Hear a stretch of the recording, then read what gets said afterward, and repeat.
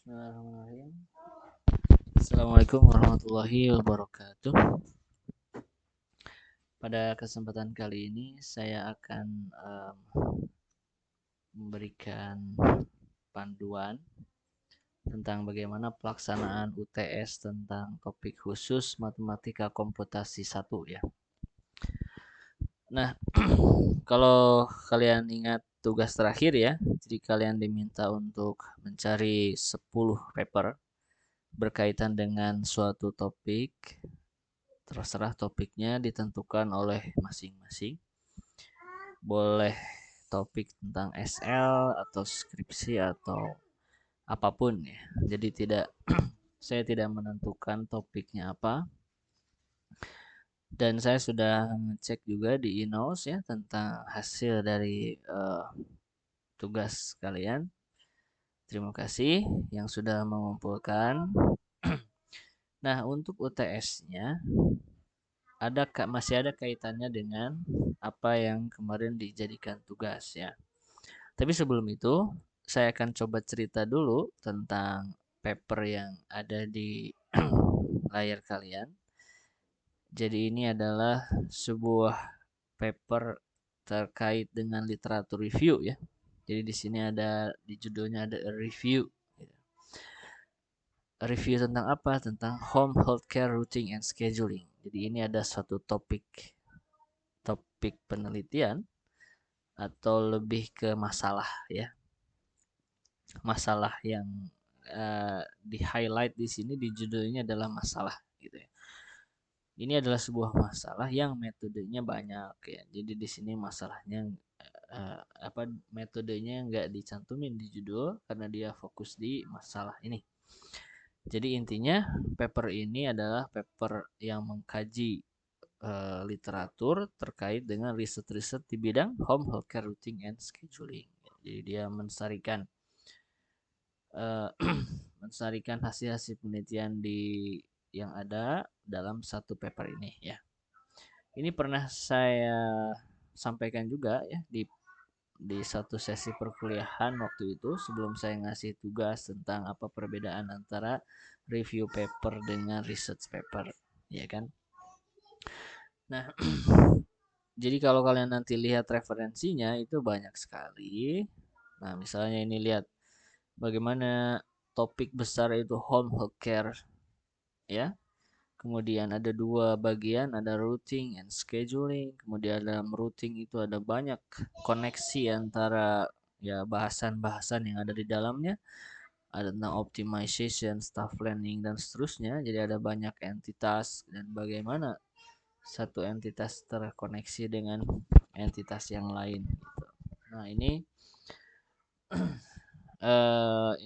visualization of selected outer keyword. Jadi ini tentang visualisasi kata kunci ya dalam paper itu kan suka ada keyword ya kata kunci. Jadi jadi yang bulatnya lebih besar itu artinya sering digunakan sebagai kata kunci ya. Semakin kecil berarti semakin jarang gitu. Tapi tugasnya bukan mau buat uh, visualisasi seperti ini ya. Nah, kita coba lihat tabel berikutnya ya. Misalnya ini, ini adalah satu tabel di mana tabel ini berisi tentang satu subtopik dalam home healthcare routing and scheduling ini. Jadi dia daftar nih artikelnya nih. Jadi ada kolom artikel, ini artikel siapa penulisnya, ini referensinya dan nomor berapa, kemudian solution method, metode yang digunakan untuk mencari solusinya itu seperti apa, ada yang pakai metaheuristik, ada yang pakai eksak dan seterusnya. Oh, ternyata ada yang sama metaheuristik gitu ya. Tapi dari sisi kelas metode sama ya, tapi metodenya berbeda. Ini pakai PSO misalnya. Tapi ada juga yang nggak disebutin ya, kita nggak tahu lebih detail. Kemudian instansisnya, instansis itu adalah masalah yang diselesaikan ya atau kasus yang diselesaikan. Ada yang HSC provider, ini kemungkinan masalah real ya. Karena di sini ada juga yang randomly generated. Itu artinya masalahnya dibangkitkan secara acak gitu ya. bukan masalah di dunia real. Oke. Kemudian country-nya juga dia ulas, ini dari UK ya, mungkin ini country tentang instansis ya, tentang masalah yang dikaji ya. Jadi misalnya ini as provider itu masalahnya di UK, kemudian ada yang di AT, IT, negaranya apa? Nah ini ada di sini ya, AT itu Austria, DK Denmark, FI Finland dan seterusnya. Gitu. Jadi ini dia coba sarikan dari literatur yang ada itu tentang metodenya gimana. Oh, kalau paper ini pakai metode ini, paper ini pakai metode ini, paper ini pakai metode ini dan seterusnya. Terus contoh kasusnya juga seperti apa, negaranya ada di mana dan seterusnya. Gitu ya. Coba kita lihat tabel yang kedua. Nah, tabel yang kedua ini fokus pada pengamatan si penulis terhadap objektif atau tujuan dari masalah yang dikaji ini ya. Jadi kalau kita lihat di sini ada daftar papernya, kemudian yang ada di kolom ini adalah ya semacam indikatornya ya, atau apa ya namanya, kesamaan ya, sekaligus si perbedaan antara satu paper dengan paper yang lain. Coba misalnya TT di sini ada keterangannya travel time, TC itu travel cost, TD itu travel distance dan seterusnya. Jadi maksudnya, jadi misalnya ini paper pertama itu yang di cross, yang di X-nya itu adalah TD, berarti dia fokus fungsi objektifnya ke travel distance gitu. Kemudian Alawa yang paper yang kedua dia di ini crash end ya. Crash end itu adalah nurse.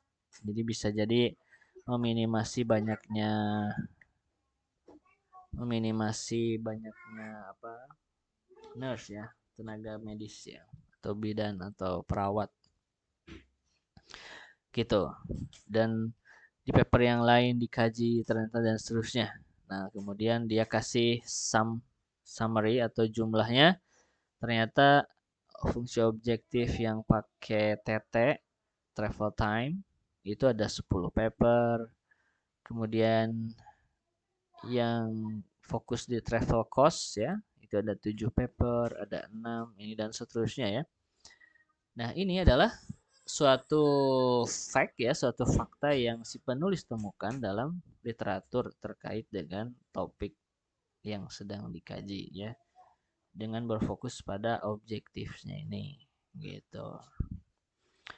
Atau kita coba lihat satu tabel berikut, tabel yang ketiga. Jadi ini dia masih mengkaji literatur yang ada. Ini adalah daftar papernya.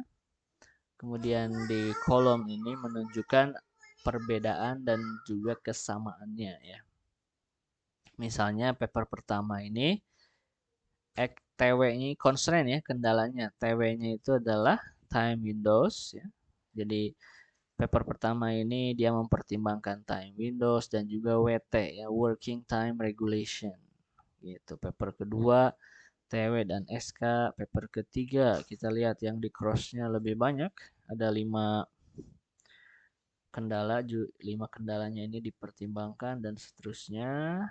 Sama dengan yang tadi pada prinsipnya, ini dibagi apa namanya, dicek ya, diamati. Oh ternyata hampir semua paper atau mayoritas paper dia memperhitungkan time windows.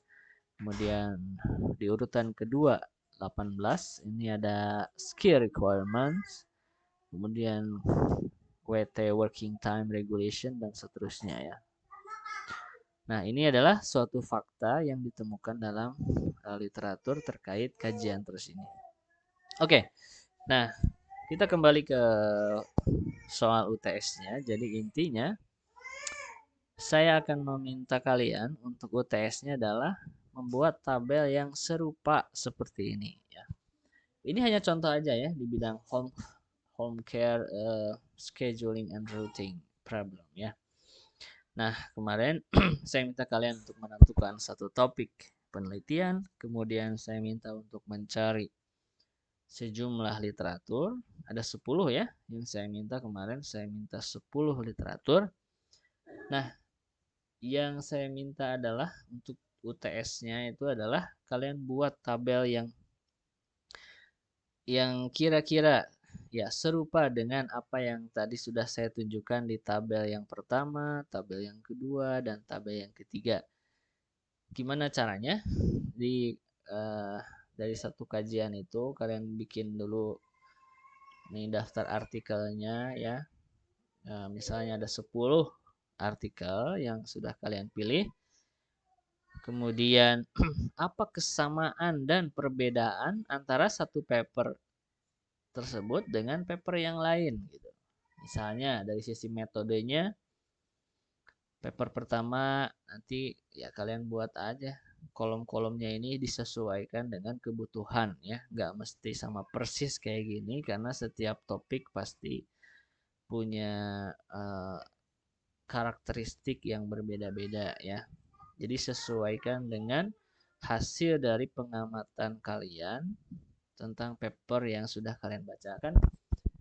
Pertama, paper yang sudah kalian dapat itu kan punya kesamaan topik ya, yang sama. Misalnya mengkaji masalah yang sama, metodenya pasti berbeda ya kan. Dari metode yang digunakan, misalnya ada parameter yang berbeda atau ada constraint yang berbeda kayak tadi contohnya.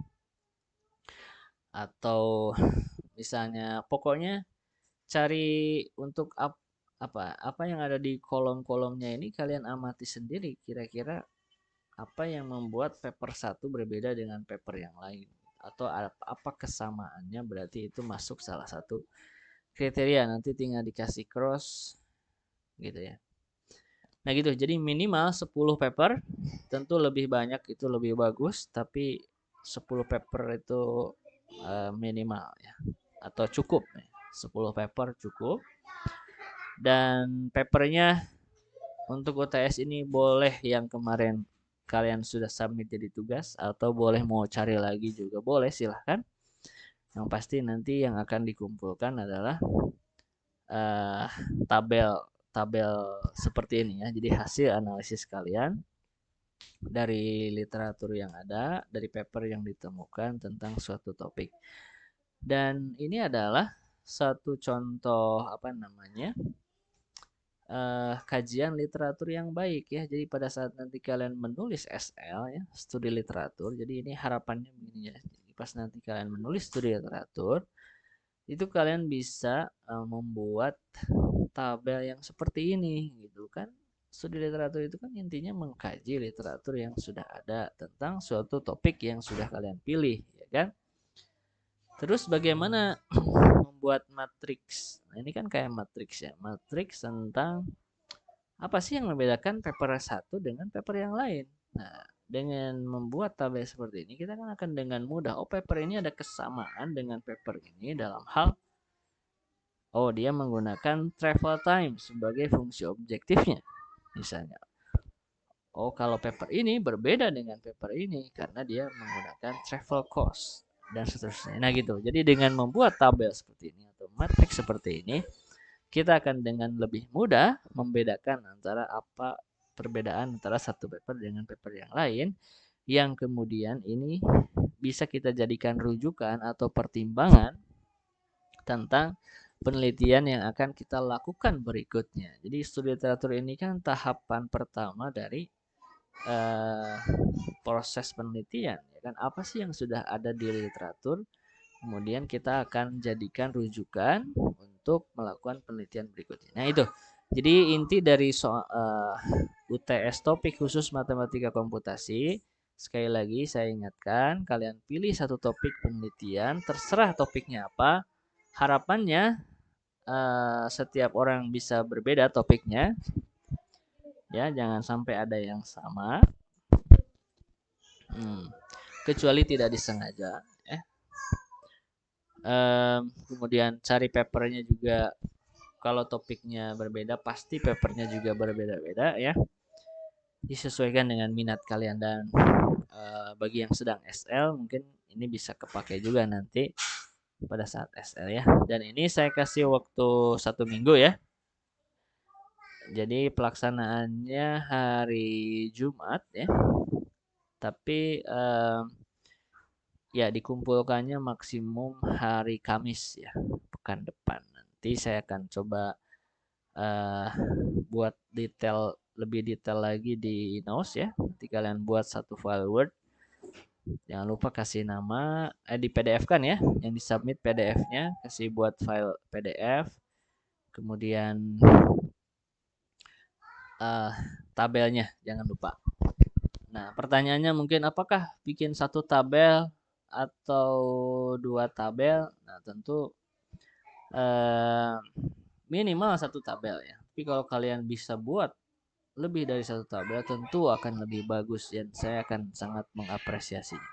Ya, jadi pokoknya do your best untuk menganalisis paper-paper yang kalian temukan. Ya, mungkin itu saja. Terima kasih. Assalamualaikum warahmatullahi wabarakatuh.